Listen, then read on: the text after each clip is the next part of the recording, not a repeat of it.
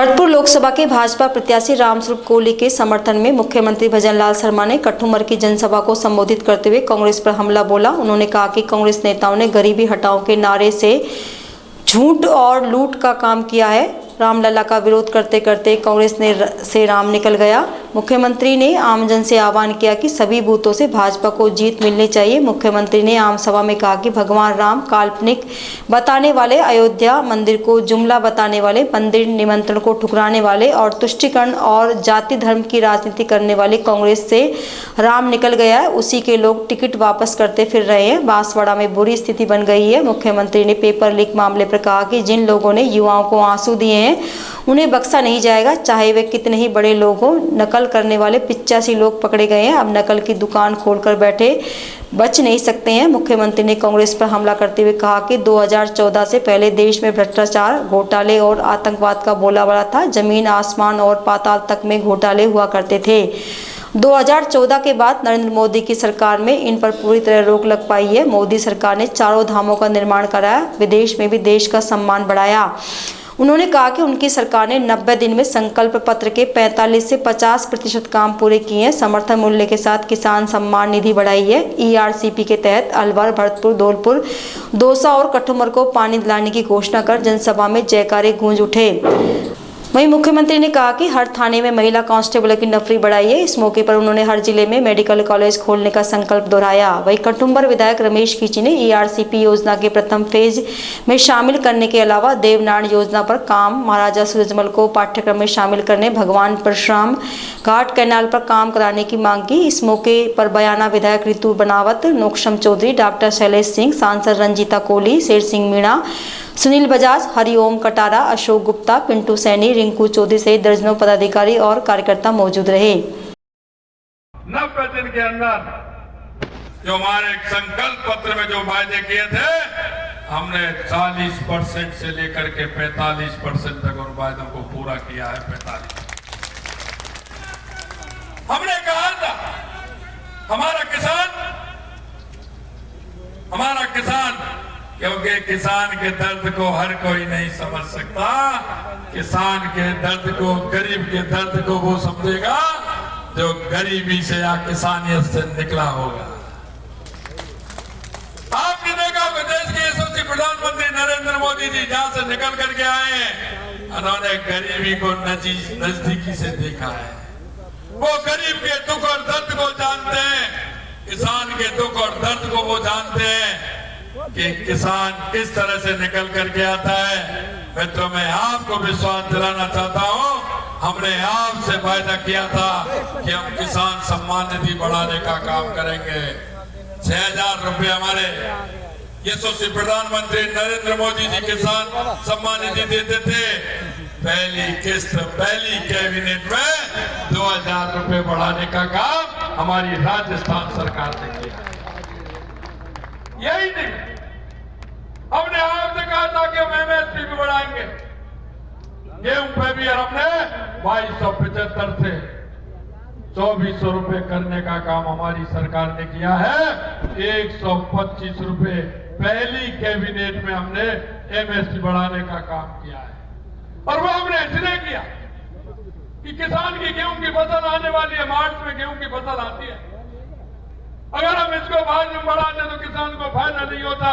इसलिए हमने पहली कैबिनेट की मीटिंग में 125 रुपए बढ़ाए हैं, जिससे कि हमारे किसान भाइयों को उसका पूरा का पूरा फायदा।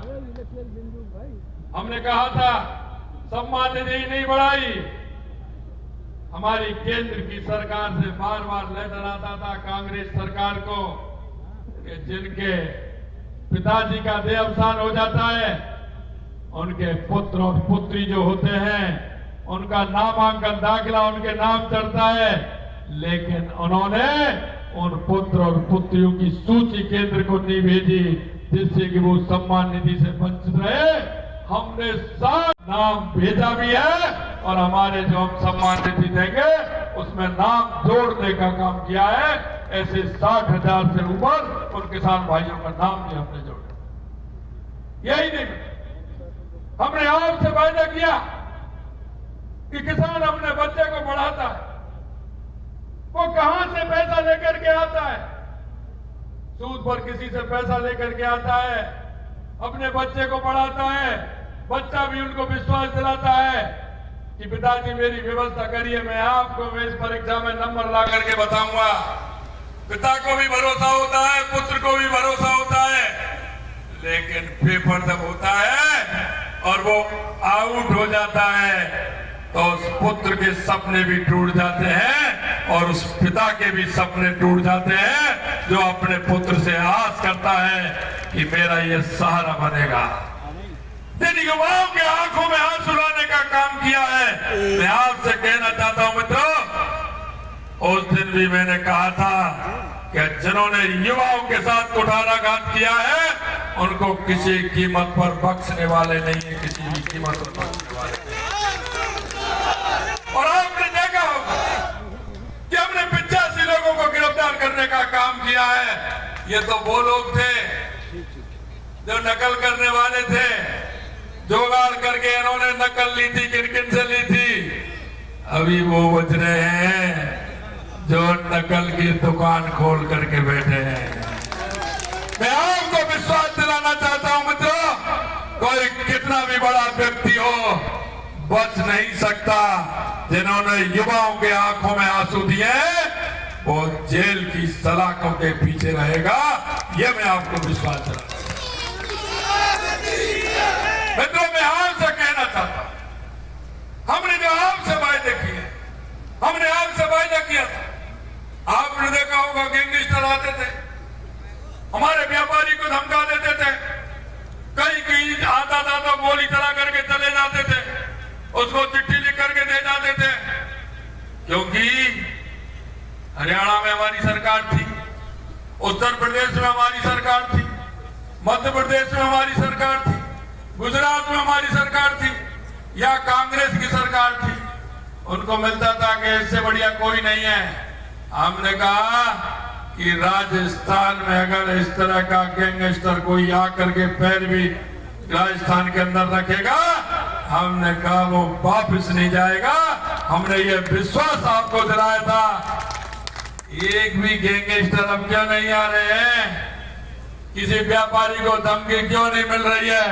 हमने कहा सुरक्षा हमारा काम है। हम एक एक व्यापारी को, राजस्थान की एक एक जनता को सुरक्षा देने का काम हम करेंगे। आए दिन महिलाओं के साथ अत्याचार होते थे, हमने महिला टास्क फोर्स को लगा करके हर थाने में हमने काम किया है। महिलाओं की नफरी भी बढ़ाई है। आने वाले समय में हम और भी बढ़ाने वाले हैं, जिस तरह से हमारी माता बहनों की सुरक्षा हो सके।